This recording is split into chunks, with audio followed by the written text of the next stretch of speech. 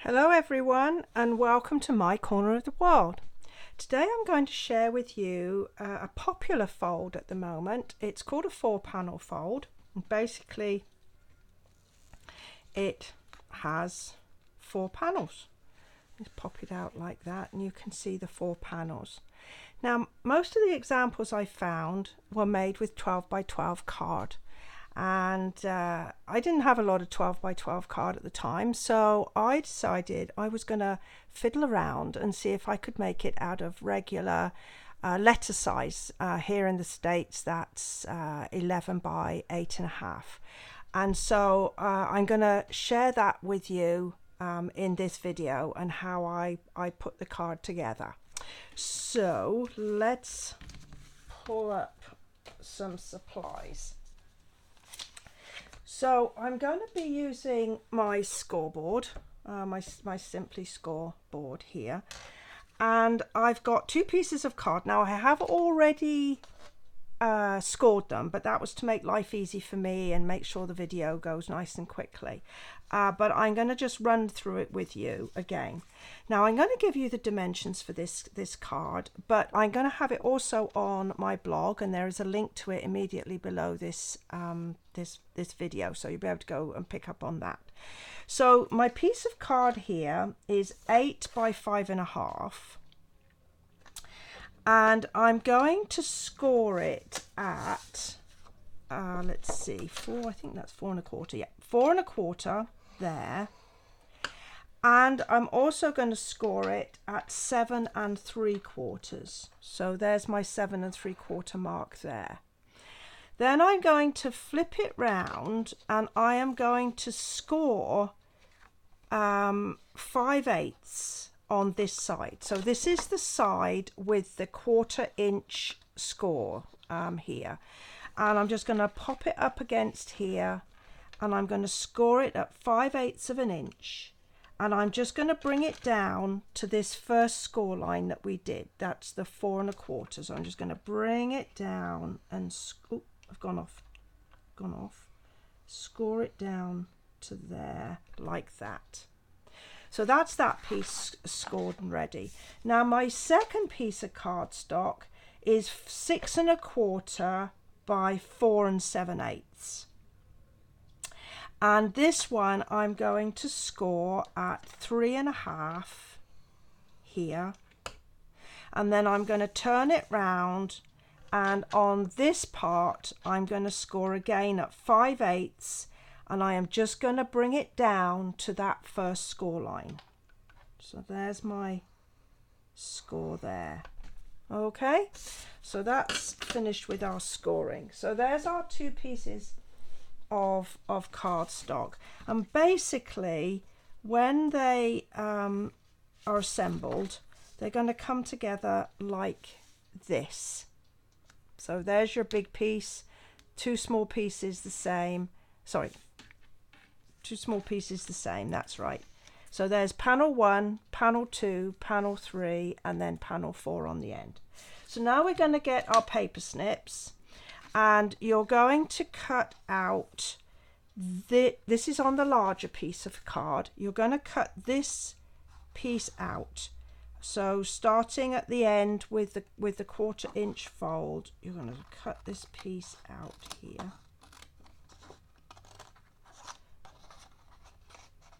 Like that, to that point there.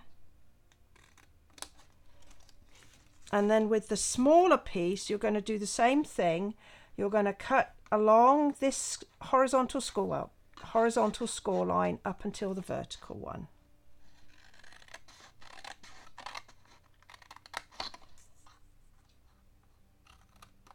Like that. Oh, and I need to tidy that up. Excuse me a minute. There we go. Didn't get a very good finish on that one. There. So once again, here are your pieces, and that's how they're going to go together. All right.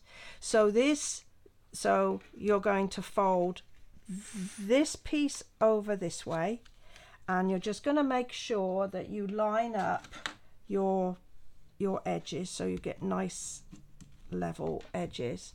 And then this one is also going to be folded this way.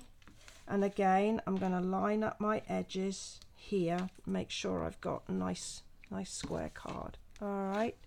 And then you've got this little 1/4 inch, and you're going to fold that back on itself. So it's like if you were opening a regular card, it's going to be on the outside. So this is what we've got now. So the next stage is to attach our 2 pieces of card, and they're basically going to go like that. Just gonna this piece here is going to overlap this 1/4 inch here, and it's going to be to the back so it won't notice. And I like to use my liquid adhesive, and the reason is that it gives you some working room. We're working with a very thin strip of card, and you need to get it all lined up. So that's why I prefer to use the liquid. And there's not a lot on there. Hopefully you can see it's not swamped in adhesive. And so I'm just going to line up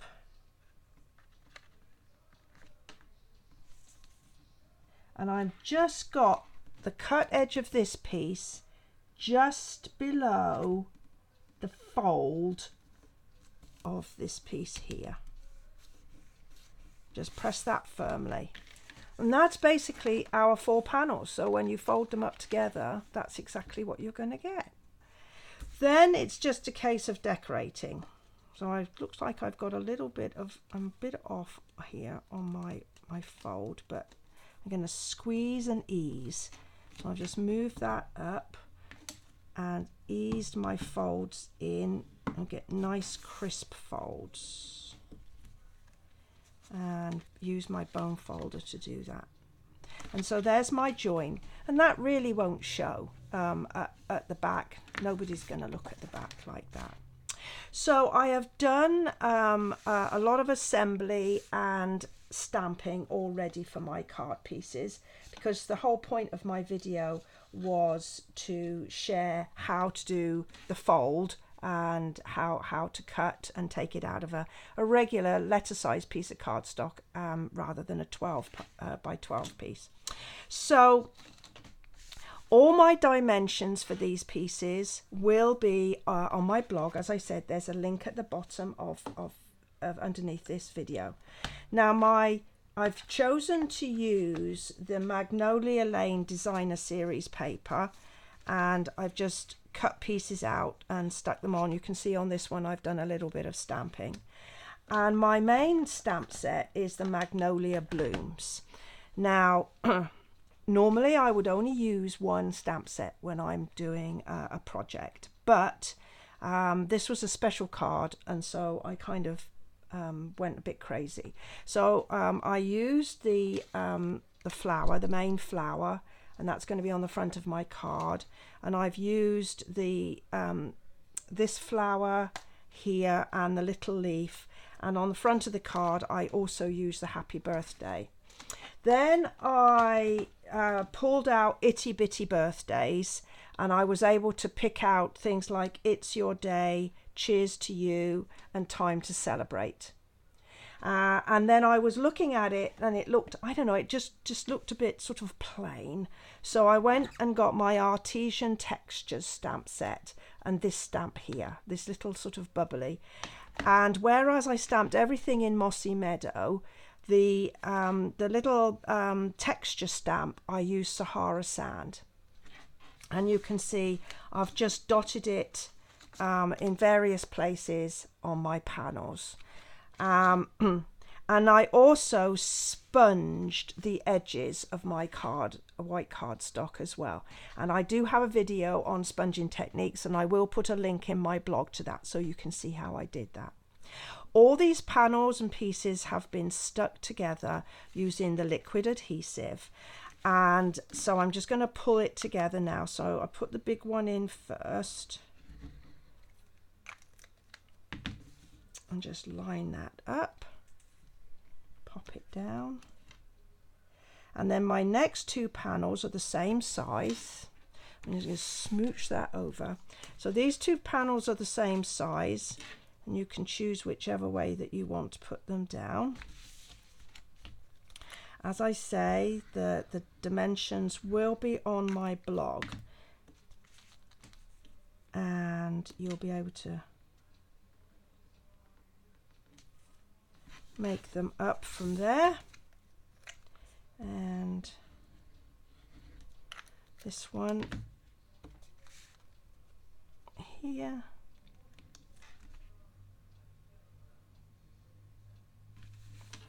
and then this one,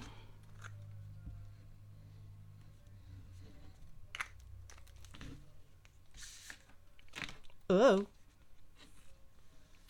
fortunately none of the adhesive got onto this panel. That was good luck. Great. Now my final panel, which is my front piece, I used the Petal Pink stamping blends to just colour that in, just to give it a little bit more presence. And you can see that this particular panel is the pink as well, the same Petal Pink. So it kind of just pulls everything together. And then I used stamping dimensionals to attach this to the front of my card. I didn't use any other dimensionals on anywhere else in the card, because with the amount of panels that's on it, it would have been much too thick and bulky. As it is, probably need to pay extra postage to put it in the mail. But I didn't want to add to that by using too many dimensionals. So I'm going to fold my card up, bring it into the middle, and then attach my front panel. So as my decorations, I've got some silver foil. I've embossed it with the Subtles embossing folder and cut it out with the leaf punch. And I'm just going to use a couple of glue dots to attach it to here. Now I'm going to lay these down so that they don't go outside of the footprint of my card, otherwise it will not fit in the envelope. Did I happen to mention that this would fit in a regular mailing envelope? So again, you don't have to have a special envelope, big one or anything like that. So that's that. And then just to finish off with, I've got these lovely silver metallic pearls, and I'm just going to pop 3 in the middle of my flower like that, and then just put a few dotted around on other bits, just because. There we go. And then my final flourish is my ribbon. So when the recipient gets it, you'll be writing your greeting on there. They will actually sort of stand up like that. But to present it to them, to send it in the mail, I'm just going to pop a ribbon round it. Now, one of the things that went through my mind is if you needed a card for several people to sign, maybe for a birthday or a retirement that you were doing, maybe for work or school or whatever have you, this would be the perfect card, because you could leave some of the stamping off some of the panels, and that would leave plenty of room for different people to sign their good wishes.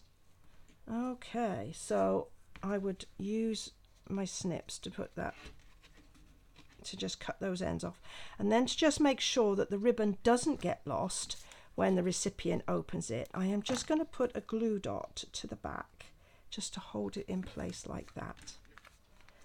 And then I've decorated up my envelope, and if all has gone well and I've done my measurements correctly, with a little bit of persuasion and very gently, it will go in the envelope. So I'm just going to show it you like that. So there is a 4-panel card using the 11 by 8.5 inch cardstock. As you can see, I've done it in white and silver as well as the gold and vanilla. I hope you've enjoyed this particular card. I'm quite pleased with the effect that it has. I'd certainly welcome any comments that you have below the video, and then you can go to follow the link to my my blog, and it would also take you to a link to the dimensions as well as to my online store where you can go ahead and buy all the goodies. Thank you for your time. Look forward to seeing you next time. Bye bye for now.